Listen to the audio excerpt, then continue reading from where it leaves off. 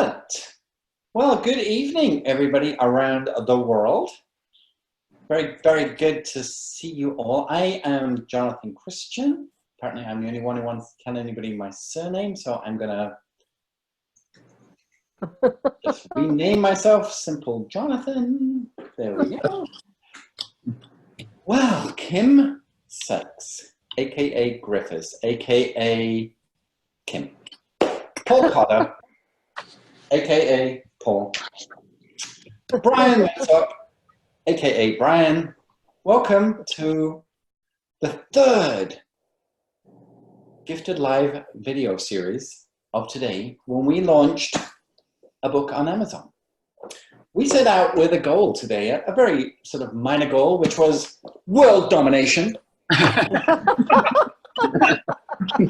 World to change the face of literature, to mold a generation in MLK style, and along the way have some fun.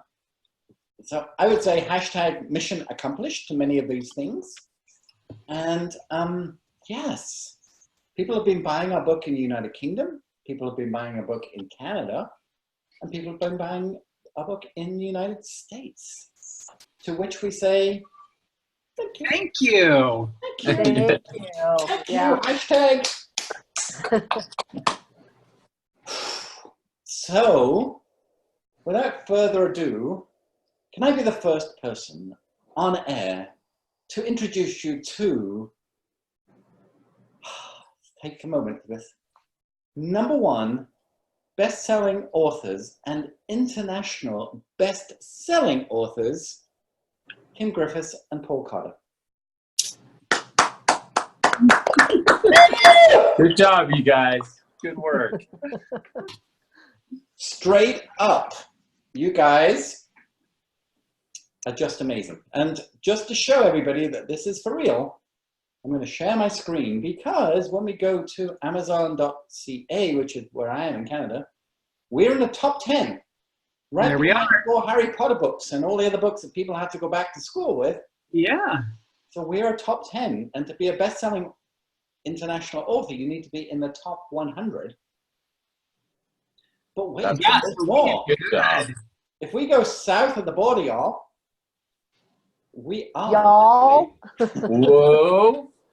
Good we job. Are number one, there isn't any higher than #1 in religious science fiction and fantasy. Nice. And #2 in mystery. #2, yeah, that's a mystery. Mystery. So, wow. Wow, wow, wow. We've got lots of people watching. Your mom's watching, Paul. Your wife is watching. It's a family gathering in Idaho. And Michelle says, huge congratulations for putting this gift out into the world. Champagne, popping, an alcoholic. That's what they do in Abu Dhabi at the Grand Prix. Wow, you guys. How does that feel? It feels amazing. It feels wonderful. It doesn't feel real yet. It's a hard thing for you, Paul. I know. It's just like, wow, we did it. And it's everybody that's buying a book that did it, right? Yeah. Yeah, thank you.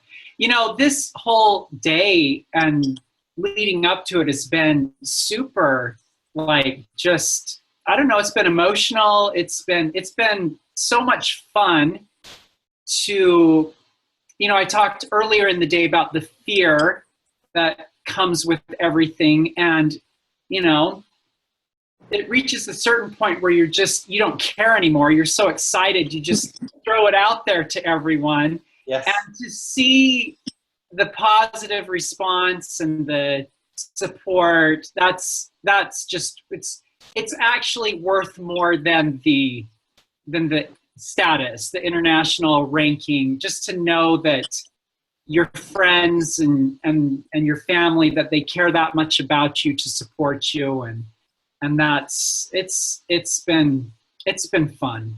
It's been really good. And what's interesting is tomorrow, this is going to have a lovely crest here. So everybody who bought it today, hold on to these, you guys, because you have unique, limited edition, pre-best-selling icon book copies that are going to be worth a fortune one day. If an old Harry Potter library book in London can sell for $18,000, Yeah. what value a mint, pristine copy of Gifted without the best-selling? Oh, I'm going to Aruba. Good things happen in Aruba. Apparently they do, Paul. They do. That Chapter 7, I think. Oh, spoiler alert. So with us also is Brian, and Brian is the author of, not the author, the illustrator of the book. And if you want to talk about it, there we go, chapter 1. And when Paul's wife, Nicole, suggested that Brian could be the author, Brian shared him a couple of images, which are right behind him. We've got the guy from the Wild Things, isn't it? Yeah, well, we've got, you know, a little bit of artwork from my sons. I have 4 sons. And then we also have the image that initially we sent to Paul. Nicole, actually, my sister, sent this to Paul, her husband, and that's how it all got started. So it's just you know, I just did this for my son, just to make him, you know, more comfortable in his room. And then from there, it just spurred it, you know, it just took off. So Yes. great story. I'm so elated that I'm part of it, and I appreciate being here with you. So thank you. It's amazing. And then we came up with big. You got to read about Jerry's Diner, y'all. One amazing chef come barman can serve everybody's favorite meal all at once without them even saying what they want. He knows. Down to their favorite candy bar. It's incredible. Oh, there's so much you're going to discover in this book. It is mind-blowingly fun. And it's not just a book of fiction. Is it, Kim? It is not just a book of fiction. You know, Paul really describes it best when he says you can just read it for the story and enjoy the pure entertainment value of it because it's a fun, light, easy read, great story. Or you can peel back the many layers. Brian is really good at peeling back the many layers and take from it the life truths that are hidden in the story. You could do whatever you want. Amazing, amazing. So speaking of layers, if anybody's been on the other calls today, this isn't just it. There may well be a prequel and a sequel coming to this, because it is a Gifted Adventure series, right? Right. Yep. So no pressure. And you know, it's just like, when are you getting engaged? When are you getting married? When are you having a child? It's like, oh, we just went live. Honestly, that's what it feels like. We're waiting. We're just waiting. Oh. So Corinne says she is so excited and she's been waiting for this for a very long time. Hi, Corinne. That is awesome. So, okay, no pressure. Prequel coming first or sequel coming first? Sequel. Sequel. I mean, John, everyone right here has read the book, and I won't spoil anything by saying this. The book has a nice ending, but it definitely, you know, there's a sequel when you read the ending, and so I mean, we have to pick it up there, and that's Kim and I. Our ideas have all been, you know, we have the ideas for all of that, and we have not started writing it, but yes, it's in there somewhere. It's in here, right? It's in here. You know what's really interesting is that we actually had ideas for the prequel before we had ideas for the sequel. While we were writing Gifted, the ideas for the prequel came, and then once we finished the first book, Gifted, we knew we had to write the sequel next. So everybody needs to go and read this first to know what we're talking about. yes. This is a book about 6 characters: Charlotte, Emily, and Katie, Peter, James, and Sydney. And they are all given the most incredible gifts that they get to use in a book. So we should talk about this. I mean, the book is called Gifted. These characters are gifted, but it comes by them getting a gift and then using this gift in the most bizarre circumstances. I mean, somebody gets a quill and it doesn't write. I mean, hello. But what it does do is it sticks in their memory. Somebody gets a glass orb and you can see into it things that nobody else can see. A spyglass like a pirate, and you can see things coming that nobody else can see. There is a talking crow right through the book. And so on and so forth. So where did you come up with these gifts? How did you come up with the idea of 6 gifts? Well, the 6 gifts we based off of the 6 mental faculties. Mm-hmm. So imagination, perception, intuition, the will, reason, memory. Did I say them all, Kim, or did I miss one? Yeah, no, you got them. Okay. So we knew that we wanted to incorporate those. And so then what we did is we thought, well, what would be a good physical object that represents that? And we just used our imagination to come up with it. And that's kind of how it started, is with the faculties and with those six gifts, and then those 6 objects or other gifts.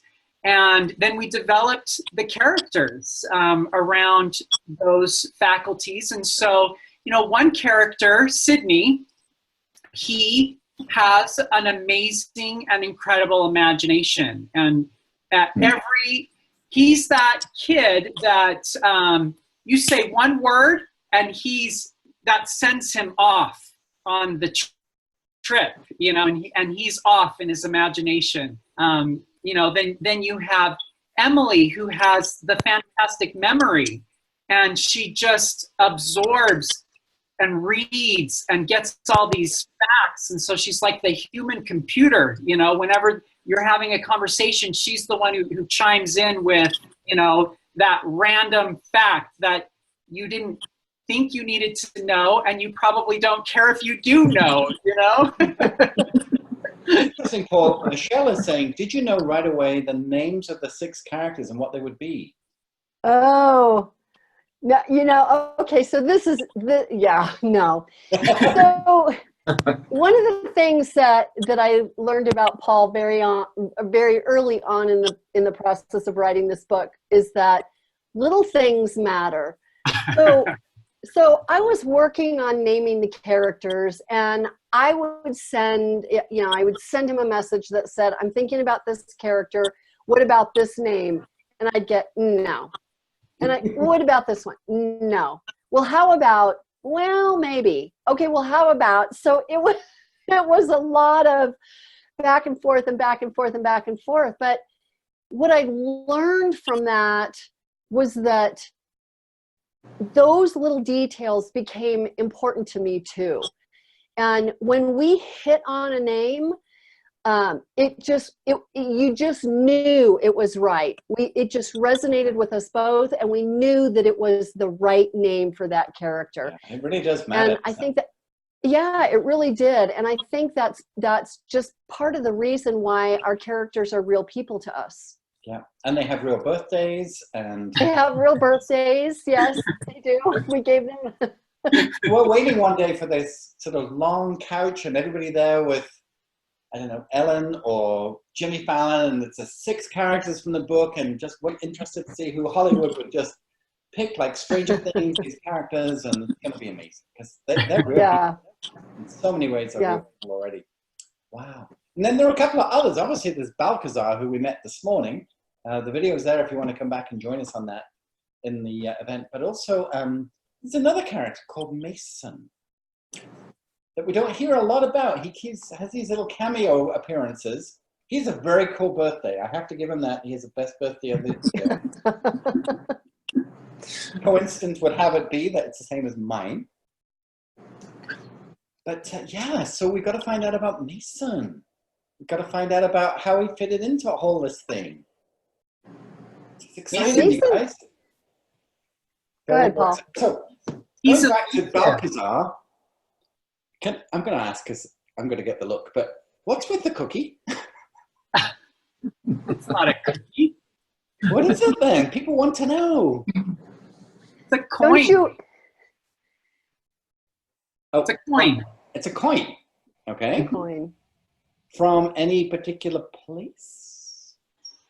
From You the should past. ask Emily that question. Okay. Earth to Emily. It's right staring me all day long in the face. It's like, I have no idea what this is, except I know it's an integral part of how the book begins. So if you're on the fence about buying this book, go to Amazon, go to e-readers, go to Kindle, and you can have the first chapter on Amazon to just give you a taster of how amazing this book is. And you'll be hooked. Hooked from the onset is one of the first quotes on the website, wasn't it? And then somebody else said, when the book ended, I wanted more. There we go. Fantastic, you guys, fantastic. So Brian, you had the privilege of meeting these guys every week. You got these chapter releases, you know, one by one. You didn't have the whole manuscript. You just had chapter 1, 6 characters at high school, sitting under a tree. And through the amazing dialogue that you guys and rapport that you guys had, suddenly these characters that Kim and Paul had in their minds, you made come to life, right? Yeah. Well, it was a fun process. Actually, through their writing, they came to life in my mind. And so we worked quickly to hone in. I wasn't aware of their charisma. I was just aware of who they were. And one had maybe this paradigm associated with them, and the other one had this. And so to develop the book as we went, the illustrations do get a lot more brazen as we go along because there's a lot more adventure and there's a lot more interaction. And so it was a really fun process to get to know exactly who each character was as you go throughout the book. And in doing so, you discover who you are, which was amazing for me as well, because in life, you deal with all different types of challenges. And of course, the challenges I was facing in life at the same time were easily, put in perspective, and solutions came about. And as I started to read this book, it really started to change that environment, which was really productive for me. And I became a firm fan in it. And so I'll be waiting for the sequel, right? Soon. Yes. So, in fact, I was trying to promote that as we were doing it. Like, you've got to start writing right now. So Yes. See, Paul, you have to start writing right now. we've had this discussion many times before. Okay, changing the subject. From a movie perspective, right? They could do the prequel, the sequel, and the Gifted all at the same time while they're on set. I mean, if it's good enough for Peter Jackson, it's good enough for Gifted. Oh, that's funny. Oh my word, I'm good. So we also wanted to tell everybody that if you continue to buy the book, because we're not done. I mean, this is just stage 1. I mean, there's so many people in this world that need to read this book, that if you go to readgifted.com, which is Kim and Paul's website, /buy, there's a great big button on the homepage. It will take you to Amazon Canada, United States, United Kingdom. If you would like to buy one single copy, there's a link to do that. And in exchange for you buying that one single copy, come on. But even so, just one's good enough. We're going to send you a gift. And that gift is something that Kim and Paul have put around these 6 characters so that you can actually find out who you are most similar to as you journey through the book. So maybe you're a James or a Peter or a Katie or a Charlotte, and it'll give you an insight. And then by the end of the book, you'd be amazed at just, wow, I didn't think I was, but now I am. And then you could go back and retake the quiz and just see. And it crosses gender barriers. I mean, it's all about mindset and characteristics. So that's very cool.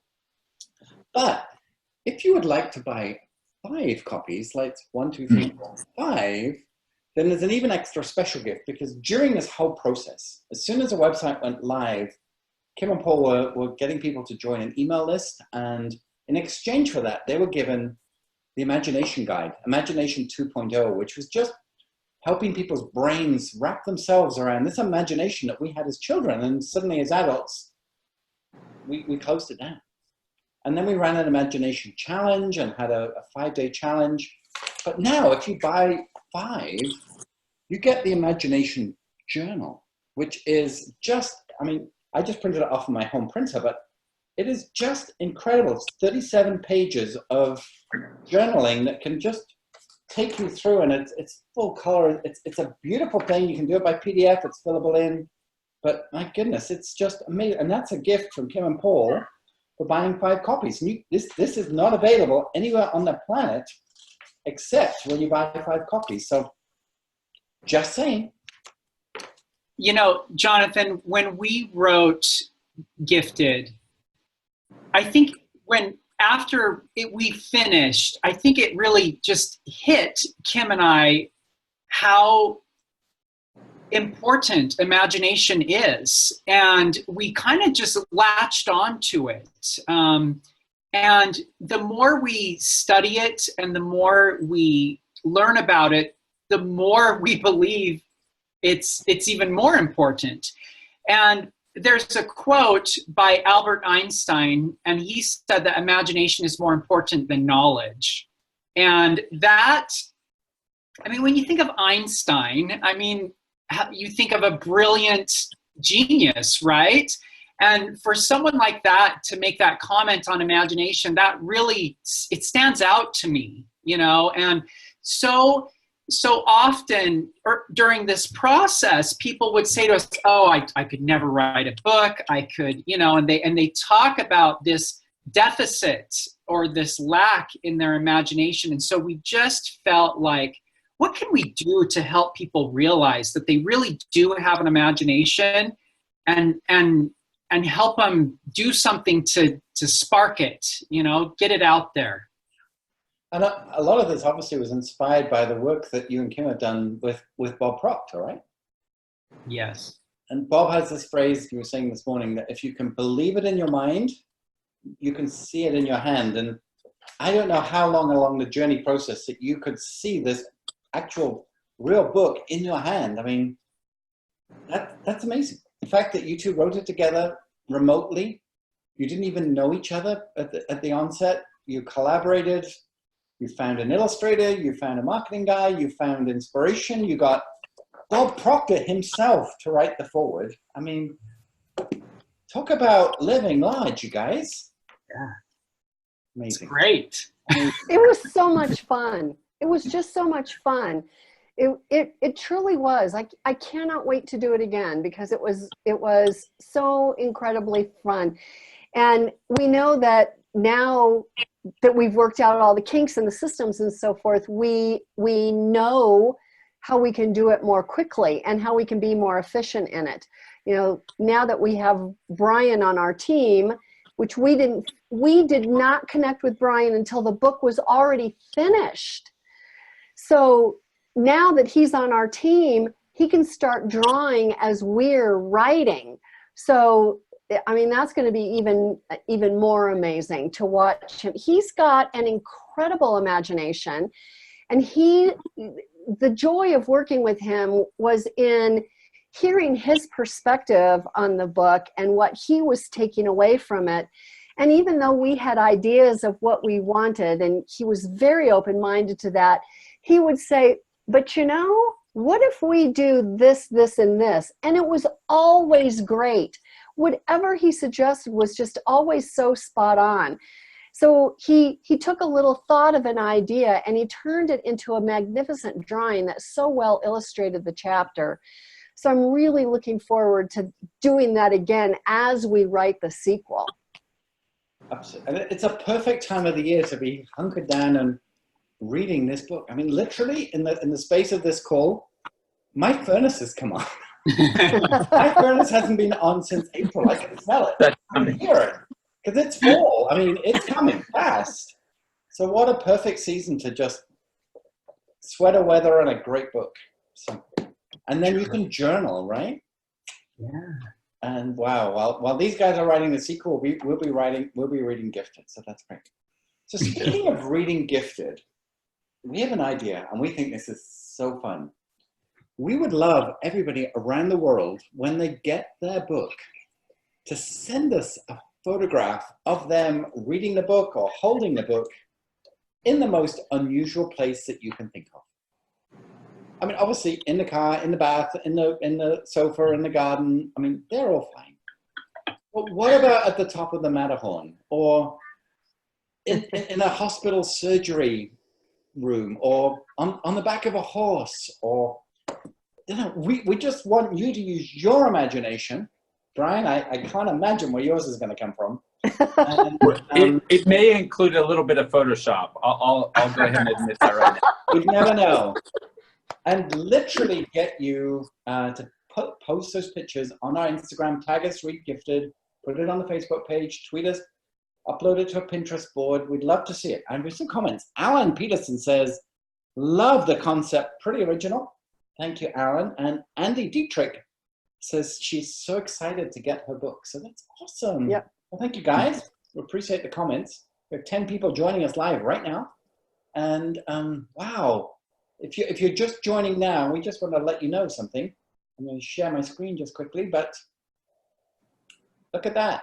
#1 bestseller in religious science fiction and fantasy. I think it's funny the title religious. Yeah.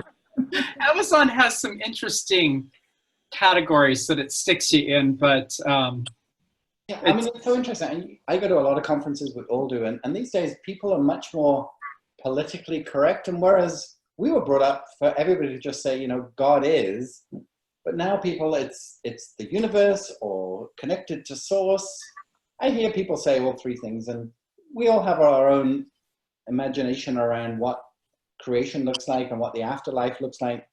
But in my mind, there is no question, and you see this throughout the book, that these characters are looked after, that there is an overarching protection around these people. I'm sure there's life's lessons and there's the school of hard knocks and we learn by becoming more courageous. But man, you just captured like world history, economics, philosophy, and literature all into one book. Well done. thank you. Wow. Please, I know. Think about this book. You know, where is it going to be? You just went deep, Jonathan. You just went Very deep. deep. I was kind of thinking of that earlier, and I thought the bottom line is we have a lot of different words to describe those skills, those gifts we have, right? Like charisma, or you're so talented, you do this so well. We're kind of all naturally born with one or two of those, and throughout that life, we can discover more. There's more available. And so understanding that Paul and Kim both wanted to write a book and wrote a book together and then put it out there for the rest of the world to do the same is just so amazing to me. It just blows my mind in terms of it happens every day in this world as we're sitting here, and it can happen for anybody who really puts their mind together to make it happen.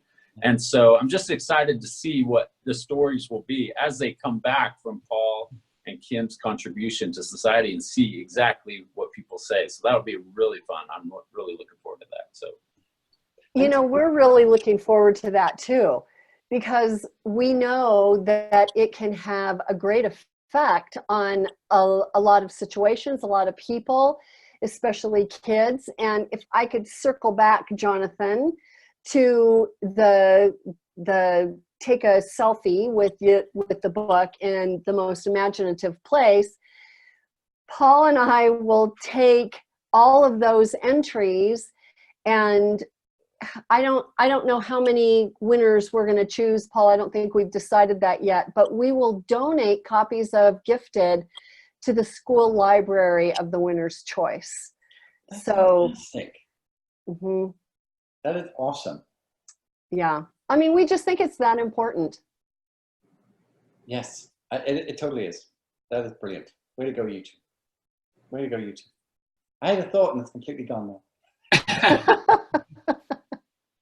Well, I'll play off of what Brian was saying when Brian was talking about, you know, us writing the book and how, you know, he thinks that's great. Well, this book kind of mirrors our journey in a sense. And one of the things that is very prevalent in the book is the theme that anything's possible.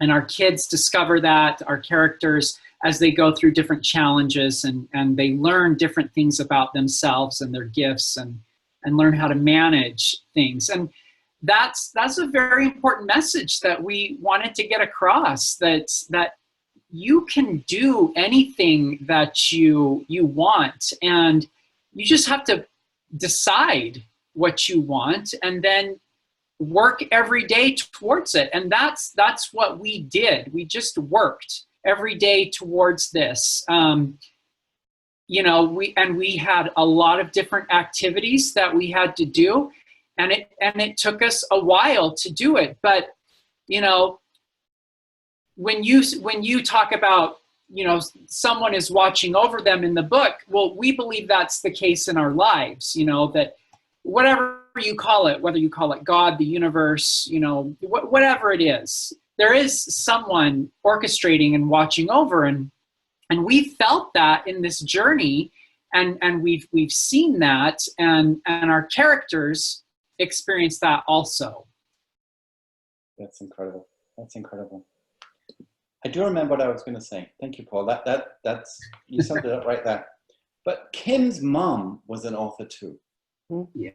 And could you imagine when your mom published, if she'd have been on the television with live streams from Colorado, Idaho, Oklahoma, and British Columbia, in sync, chatting about that book, it would have blown her brain.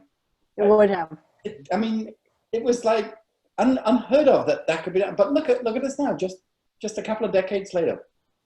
So, yeah, it is an amazing scenario. I think about my mom and how she wouldn't have a clue about social media. I remember when email came out, and she decided that she didn't want to learn to work email because it was too much technology for her. But, you know, she wrote a book the old-fashioned way, if there is such a thing. And she had a traditional publisher, and her book sold out. So the publisher printed a given number of copies, and her book sold out. And when they didn't want to reprint, she self-published, which was unheard of at that time. You just didn't do that. And yeah, I remember boxes and boxes and boxes of books arriving at the house. So yeah, my mom's an author. It's in my genes, I guess. In your genes. Wow. And now you guys are going to be on stages. You're going to be reading in libraries and bookshops and symposiums. And I believe there's something for the three of you already coming up, right? It's in the works. Yeah. A school that wants us to chat with them. That's fantastic. So this whole book could turn into a curriculum. It can turn into a keynote talk. It can turn into so many things for so many people. I mean, you are inspiring a generation. I would say, Paul, you're a modern day JFK. How exciting is that? Wow. Wow. Wow. Brian, can you believe you're part of this? You know, I was thinking about that today, and I'm just grateful to have it. Obviously, I would do anything and everything I possibly could to go back and recreate this experience again, and I'm looking forward to doing that again. As a reader of a book, you start to read the book, and instantly you start to wonder, did I choose the right book? Is this the right story? Did I spend my money wisely? And for this book, your imagination is richly rewarded. It's just an incredible experience that takes you places that you remember going, but you have not dwelt in that space and have not developed that appreciation for it. So for me, it was incredible. I loved every minute of it. Additionally, the writing is so well done. The details and the adventure are so fun that at the end of the day, you kind of don't want to finish the book. As we finished chapter 8 and 9, you know, getting closer to the end, I was actually panicking because the story was coming to an end and I wanted more. So I'm a big fan of the series, and I say that loosely because I know there's going to be a prequel and a sequel. But at the same time, I would like to encourage anybody who's wanting to write or wanting to illustrate to contact Paul and Kim, because they're going through the same process you are as well. And sometimes you need some additional encouragement. You need some additional lift. We all get critiqued, right? There's plenty of criticism out there in the world, and sometimes there's not enough assistance and help. And so if you need that, definitely, they are huge fans of anyone trying to do the same. So exactly.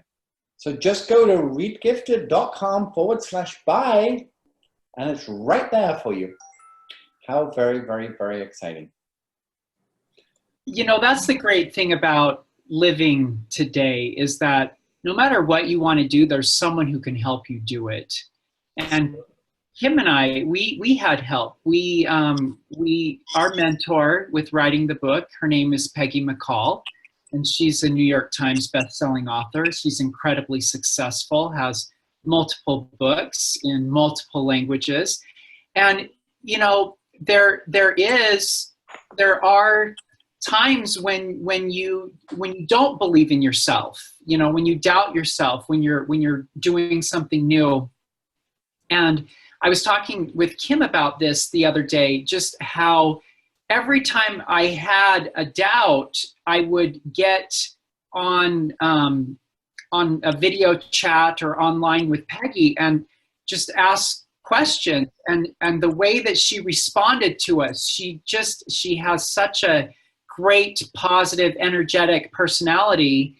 And it was like immediately put me at ease, you know, and I think Kim experienced the same thing. And it just helped us as we went along. And, you know, people think it's definitely different that Kim and I wrote this book together and we didn't know each other, that's really, you know, and we didn't live by each other. And when we first met with our publisher, she was skeptical because often books by multiple authors don't work because the two authors can't agree, they can't come together, and there's almost two voices in the book. But if Kim and I, every time we describe this whole process, we use the word effortless. And not that it wasn't hard work and not that we didn't work, but anytime it came to a compromise or to change something, the process was effortless. Even when we were editing and we cut out an entire chapter of the book, you know, we both agreed, you know, and it's nice when you can have a good working relationship and partnership like that. Makes a big difference in helping you progress and meet goals. So Peggy McCall wrote the afterword to the book, and I have to quote her. She said, "I believe this book is destined to become a classic and even a movie. I see this book on everyone's bookshelf. In my mind, I visualize people sharing how this book made a difference in their lives and the lives of their children. One of my favorite lines in the book is the following: thoughts are things, and you will soon realize that you have the power to create the results that you want by carefully choosing the thoughts you think." I mean, come on, you guys. I'm buying lottery tickets tomorrow. But seriously, it really is that big a deal. Way to go. Way to go. And I've got some great comments. Somebody tells it that this was a brilliant idea. Of course it was. You guys rock. And then this lady says, as an educator, I would invite everyone who is going to purchase this book to buy at least one extra copy to give to a friend, or better yet, donate to your favorite library to share the lessons in this book with as many people as possible. And that's from a former school teacher whose name is Lynn. You know her, Paul? I do know her. And she has read the book. And you might know this other lady. She says, how amazing to know that we all have something to give. And that lady's name is Nicole. And Nicole played a big part in this, Kim, didn't she? Oh my gosh. I have to tell you, and I'm assuming that Nicole is on. I've never met Nicole. I've heard about her, I've seen pictures of her, but I've never met her. And she influenced this book from the very beginning. Paul and I hadn't even started to write. We hadn't even started our collaboration, talking about it or thinking about it. We just knew we were going to do it. And she started, even then, when she said to Paul something about writing stories about ordinary kids doing extraordinary things. And when Paul shared that with me, it just clicked in my mind. It resonated with me. And that's what I wanted to write. And from that thought that she planted in my mind came the idea for Gifted. And when I called Paul and I said, I have this other idea, Paul's response was immediate. And he says, that's the book we should write. So that's the book we wrote. We put the other ideas on the back burner. They'll come. I think this sign might resonate. Yeah. How about my co-author has an awesome wife? Yes, she does. And of course, Brian knows Nicole extremely well. Oh, sorry, Brian, you muted that. Yeah, Nicole is actually my sister, and that's how I know Paul. So it's really fun experience to, we were just talking before this, and I just called her and said, congratulations. So, but she is definitely an inspiration, and I'm so glad that, that everything worked out to the point that I could be involved in the book, that I could experience the book, and just to watch Paul and Kim work together was so enriching for my life as well, because it is difficult to work with somebody. It is difficult to achieve something. But as you go throughout that process, you could see that ultimately they were aligned and there was so much cohesion. It just kind of came together as a tapestry. And what a great experience to be involved with it. Just beautiful. So thank you. You know, we wouldn't even have Brian if it wasn't for Nicole. Because if Nicole hadn't worked her magic to get Paul to change his thoughts, we wouldn't have the awesome illustrations that we have that Brian drew. So yeah, I mean, she was really instrumental in the product of this book. I have a feeling there could be a lady in the audience blushing right now. And I can also see a very proud mama bear getting the hot brownie fudge sundaes ready. Wow. Thank you, Nicole. Indeed. And I'll be over for the Sunday. So Andy says she's so excited to see if there will be another book after this one. Wow. The answer will be a definite yes, wouldn't it? Yeah. Absolutely. Coming in 2020, 2021, we'll see, but yeah. You know, Well, this one took 2 years from us discussing, the concept and writing a book until now. It's been 2 years. So, but the next one will not take that long. It will not take that long. It will not, because we can do it much more quickly now. We've learned so much. We've learned so much. We have learned so much. And you think of the audience you already have, from email to LinkedIn to Pinterest to Twitter to Instagram to Facebook. It's over 10,000 people that know about this book online already. 10,000 people. And we're just beginning. Yeah, that's very, great. Very exciting. Very, very exciting. Whew. Talking Crows, universal concepts, international mentors, collaboration, effortless, seamless cohesion of minds, divine digital downloads of ideas. I mean, you guys. What more can you ask for? People think that you just wrote a book. I mean, wow. And what I love is you did it to pay it forward. I mean, this is a passion project. It's not a profit. Well, it could well be a profitable project. I'm sure it will, but you didn't do it for that. You did it because there was a message in your heart that you knew that people needed to understand. And you found a genius way of taking somebody's universal teaching, laws of teaching into that, and turning it into a story that everybody can just run with. Yeah. Yeah, Kim and I actually met in a coaching program and with Bob Proctor. And when you talk about chances, and how things work out, I mean, in reality, the way we met is we were both in this coaching program. And at one point in the program, they encouraged you to join a mastermind group. And so they had a Facebook group for all of those involved in the coaching program. And at one point, Kim put a message on the group that said she wanted to form a mastermind group, and she was in the mountain time zone. And so I'm like, oh, me too. You know, so I responded, and several other people responded. And that was how we met.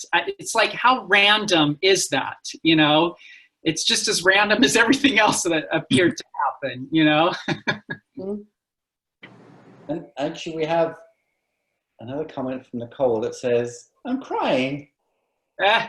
I need that sign. And she says, one day she can't wait to meet you, Kim. Well, Nicole. Made in Canada by Pine Tree Innovations. If I can find it again, Kim, I'm sending you one. As my wife bought me this.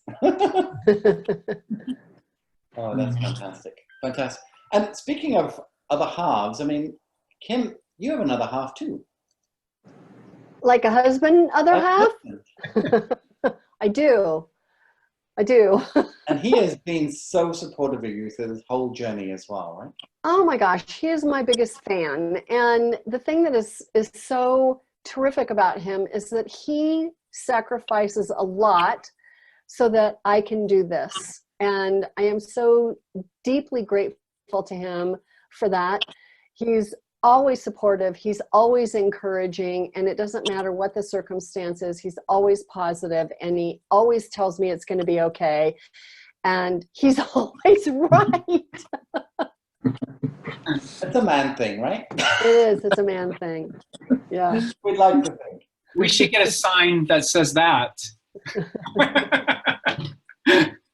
Oh, that's awesome. That's awesome. Wow. Wow. I know I don't say this very often, but I'm almost lost for words. Oh, that never happens. Oh, I'm just, it's the emotional energy of just being with you guys. I've only been with you this year, but there's another year on top of that you have put into this project and shared your ideas and your thoughts and your tears with each other, and it's come full circle. And yes, #1 best-selling author, international best-selling author, and all around good people. That would be us. I love it. I love it. Good day. Good day. It's a great day. It's a great day. In British Columbia, it is a monsoon rainforest kind of day, but that's okay. It's September. We expect it. So we're going to wrap up. Paul and Kim, tell me, if you could wish for one thing that people could get out of this book, what would that be? Ladies first. Oh my, one thing to go away with. You know, I think for me, because the lesson was so important to me, I had to know that I could do anything. You know, I've always been a pretty strong person, but I haven't always felt successful. And I think that for me, in writing this book and the story of this book, the biggest takeaway is you can do whatever you set your mind to do. If you want to do it, you can do it. Don't let anything or anyone tell you differently, because you can. Preach it, sister. You betcha. I love it. Okay, and Paul, how about you? What would be your takeaway for the one thing from the book? You know, I would say that the takeaway would be that no matter what happens, it always works out.